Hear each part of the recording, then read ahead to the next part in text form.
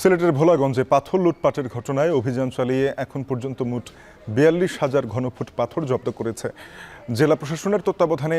আগের জায়গায় ফেলা হচ্ছে সাদা পাথর। এ নিয়ে আরও জানাতে সাদা পাথর এলাকা থেকে যুক্ত হয়েছেন সন্দীপন শুভ। শুভ, জানাবেন লুট হওয়া পাথর আগের জায়গায় ফেলতে কতক্ষণ লাগবে, জেলা প্রশাসন কি বলছে?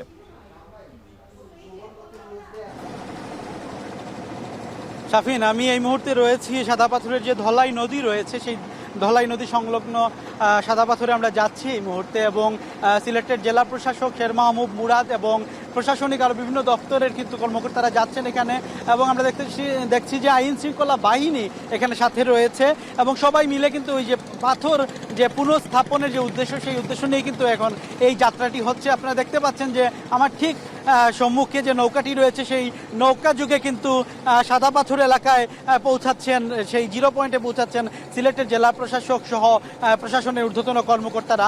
এবং আপনি জানেন যে ইতোমধ্যে কিন্তু যে ৪০,০০০ ঘনফুট পাথর কিন্তু জব্দ করা হয়েছিল এবং উদ্ধার করা সম্ভব হয়েছে, যেগুলো লুট হয়ে গিয়েছিল। এবং আমি আরেকটি তথ্য আপনাকে জানাতে চাই, এখানে কিন্তু কালকে থেকে যদি আমরা একটু হিসেব করি, সেক্ষেত্রে পাথর শ্রমিকদের যে তথ্য এবং এখানকার স্থানীয়দের যে তথ্য, সেই তথ্য বলছে যে ৫০,০০০-এর উপরে কিন্তু, অর্থাৎ ৫০,০০০ ঘনফুটের বেশি পাথর জব্দ করা সম্ভব হয়েছে এবং উদ্ধার করা সম্ভব হয়েছে, এবং এগুলো কিন্তু এখন প্রতিস্থাপনের বা পুনঃস্থাপনের কাজগুলো কিন্তু চলমান রয়েছে। এবং আমি আরেকটি তথ্য আপনাকে জানাতে চাই, সাদা পাথরের পাশাপাশি জাফলং যে এলাকাটা, জাফলং এলাকায় কিন্তু সেই একইভাবে কার্যক্রম চলছে। জাফলং থেকে যে পাথরগুলো লুট হয়েছিল, সেটি আজকে আমরা ইউএনও রতন কুমার অধিকারীর কাছ থেকে জেনেছি ৬০০ ঘনফুট পাথর ইতোমধ্যে উদ্ধার করা সম্ভব হয়েছে, এবং সেগুলো তার নির্দিষ্ট স্থানে পৌঁছে দেওয়া বা পুনঃস্থাপনের চেষ্টা কিন্তু অব্যাহত রয়েছে।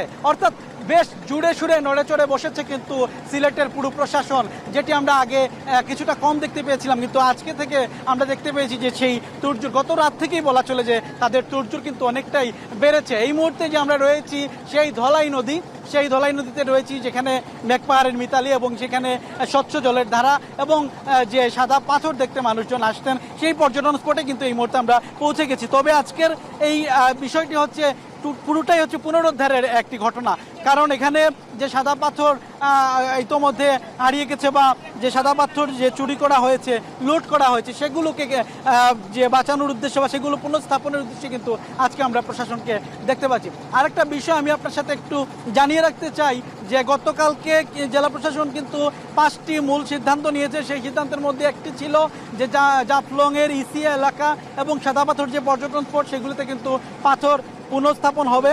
এবং আরেকটি বিষয় হচ্ছে যে তারা বলেছিল যে আসলে যেভাবেই হোক এই যে করা হবে। এবং আরেকটা বিষয় হচ্ছে সম্পূর্ণ এই জায়গাতে নজরদারি রাখা হবে, 24 ঘন্টা কিন্তু এখন থেকে যৌথ বাহিনী নজরদারিতে রাখবে। তো এই ছিল আসলে সিলেটের সাদা পাথর এলাকা থেকে আমার কাছে সবশেষ।